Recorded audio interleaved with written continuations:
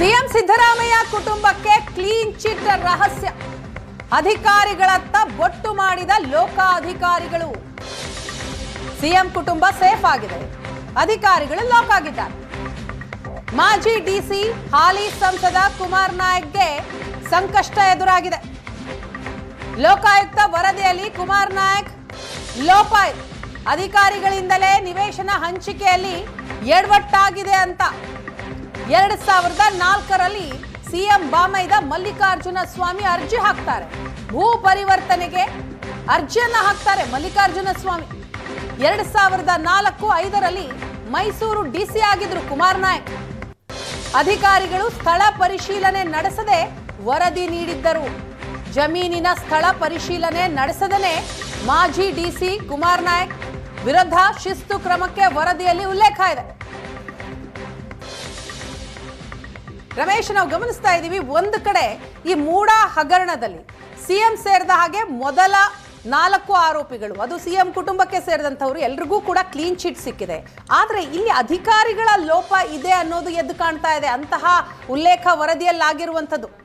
ಖಂಡಿತ ವೀಣಾ, ಅಂದರೆ ಲೋಕಾಯುಕ್ತ ಪೊಲೀಸರು ಕೋರ್ಟ್ಗೆ ಸಲ್ಲಿಸಿರುವಂಥ ಅಂತಿಮ ವರದಿಯಲ್ಲಿ ಏನು ಹೇಳಿ ಕೊಟ್ಟಿದ್ದಾರೆ ಅಂದರೆ, ಸ್ನೇಹಮಯಿ ಕೃಷ್ಣ ಅವರು ಬೊಟ್ಟು ಮಾಡಿ ತೋರಿಸಿದ 4 ತಪ್ಪಿಲ್ಲ, ಇನ್ನುಳಿದಂತೆ ಅಧಿಕಾರಿಗಳು ಸಾಕಷ್ಟು ಲೋಪಗಳನ್ನು ಮಾಡಿದ್ದಾರೆ, ಅಲ್ಲಿ ಕಾನೂನುಗಳನ್ನು ಗಾಳಿ ತೋರಿದ್ದಾರೆ ಅನ್ನುವಂಥದ್ದು, ಮತ್ತು ಪ್ರೊಸೀಜರ್ಗಳನ್ನು ಮಾಡುವಂಥ ಸಂದರ್ಭದಲ್ಲಿ ಅವರೆಲ್ಲ ಒಂದು ಕಡೆ ಅವರ ಕೆಟ್ಟ ಉದ್ದೇಶವನ್ನು ಇಟ್ಕೊಂಡು ಈ ರೀತಿಯಾದ ಪ್ರಕ್ರಿಯೆಗಳನ್ನು ಮಾಡಿದ್ದಾರೆ ಅನ್ನುವಂಥದ್ದನ್ನು ಹೇಳಿಕೆ ಹೊರಟಿರುವಂಥದ್ದು. ಅದರಲ್ಲಿ ಪ್ರಮುಖವಾಗಿ ಈಗ ಸದ್ಯಕ್ಕೆ ರಾಯಚೂರು ಜಿಲ್ಲೆ ಸಂಸದರಾಗಿರುವಂಥ ಜಿ ಕುಮಾರ್ ನಾಯಕ್ ಅವರ ಪಾತ್ರ ಕೂಡ ದೊಡ್ಡದಿದೆ ಅನ್ನುವಂಥದ್ದು, ಮತ್ತು ಅವರ ವಿರುದ್ಧ ಸರ್ಕಾರ ಕ್ರಮವನ್ನು ತೆಗೆದುಕೊಳ್ಳಬಹುದು ಅನ್ನುವಂಥ ನಿಟ್ಟಿನಲ್ಲಿ ಒಂದು ಶಿಫಾರಸನ್ನು ಅದರಲ್ಲಿ ಮಾಡಿರುವಂಥದ್ದು. ಅವರು 2002ರಿಂದ 2005ರವರೆಗೆ ಮೈಸೂರು ಜಿಲ್ಲಾಧಿಕಾರಿಗಳಾಗಿರ್ತಾರೆ. ಅಂತ ಸಂದರ್ಭದಲ್ಲಿ ಇದೇ ಮಲ್ಲಿಕಾರ್ಜುನ ಸ್ವಾಮಿ ಆ ಜಮೀನನ್ನು ಖರೀದಿ ಮಾಡಿಕೊಂಡು ಅದನ್ನು ಕನ್ವರ್ಷನ್ಗೆ ಹಾಕಿ ಅಂದ್ರೆ ಅರ್ಜಿಯನ್ನು ಕೊಟ್ಟಿರ್ತಾರೆ.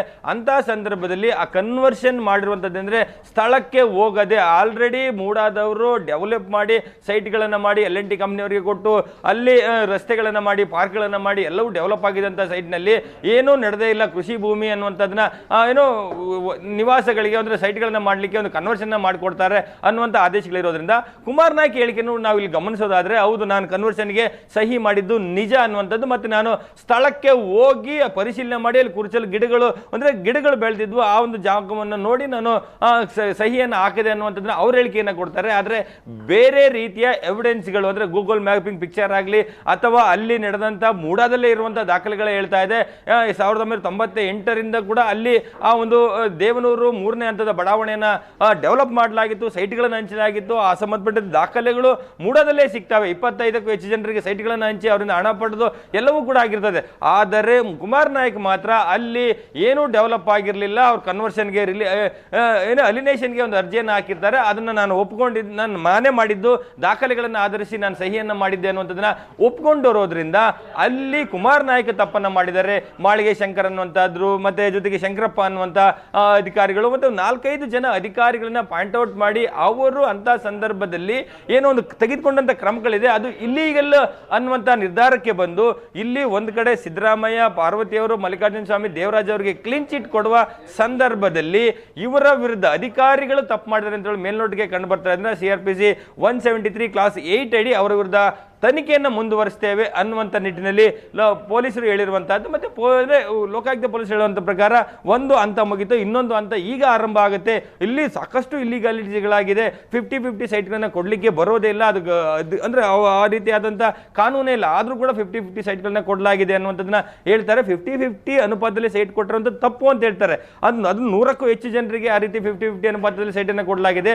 ಅದರಲ್ಲಿ ಒಬ್ಬರಾಗಿರುವಂಥ ಪಾರ್ವತಿಯವರಿಗೂ 50-50 ಅನುಪಾತದಲ್ಲಿ ಸೈಟನ್ನು ಕೊಟ್ಟಿರುವಂಥದ್ದನ್ನ ಅದು ಇಲ್ಲಿಗಲಿಟಿ ನಡೆದಿಲ್ಲ ಅನ್ನುವಂತ ಹೇಳ್ತಾರೆ. ಸೊ ಈ ಎಲ್ಲ ರೀತಿಯಾದ ಒಂದು ಕಾಂಟ್ರಡಿಕ್ಟರಿ ಒಂದಷ್ಟು ಮಾಹಿತಿಗಳು ಆ ಒಂದು ಚಾರ್ಜ್ ಶೀಟ್ ಅಂದ್ರೆ ಅಂತಿಮ ವರದಿಯಲ್ಲಿ ಲಭ್ಯ ಆಗ್ತಾ ಹೋಗುತ್ತೆ. ಅಂತಿಮವಾಗಿ ಸಿದ್ದರಾಮಯ್ಯ ಅವರ ಫ್ಯಾಮಿಲಿಯನ್ನ ಸೇಫ್ ಮಾಡಿ ಜೊತೆಗೆ ಅಧಿಕಾರಿಗಳ ಮೇಲೆ ಬೊಟ್ಟು ಮಾಡಿ ಅವರ ವಿರುದ್ಧ ತನಿಖೆಯನ್ನು ಮಾಡ್ತೇವೆ ಅನ್ನುವಂಥದ್ದು. ಅದರಲ್ಲಿ ವಿಶೇಷವಾಗಿ ಈಗ ಸಂಸದ ಆಗಿರುವಂತಹ ಜಿ ಕುಮಾರ್ ನಾಯಕ್ ಅವರ ವಿರುದ್ಧ ಸರ್ಕಾರ ಕ್ರಮವನ್ನು ತೆಗೆದುಕೊಳ್ಬಹುದು ಅನ್ನುವಂಥ ಶಿಫಾರಸನ್ನು ಅದರಲ್ಲಿ ಅಂದ್ರೆ ಅಭಿಪ್ರಾಯವನ್ನು ವ್ಯಕ್ತಪಡಿಸಿರೋದ್ರಿಂದ ಅಧಿಕಾರಿಗಳು ಮುಂದಿನ ಹಂತದಲ್ಲಿ ಎಲ್ಲ ಒಂದು ಕಡೆ ಟ್ರಬಲ್ಗೆ ಸಿಕ್ಕಾಕೊಳ್ತಾರೆ ಅನ್ನುವಂಥದ್ದು ಮೇಲ್ನೋಟಕ್ಕೆ ಕಂಡು ಬರ್ತಾ ಇದೆ. ವೀಣಾ, ಥ್ಯಾಂಕ್ ಯು ರಮೇಶ್ ತಮ್ಮ ಮಾಹಿತಿಗಾಗಿ.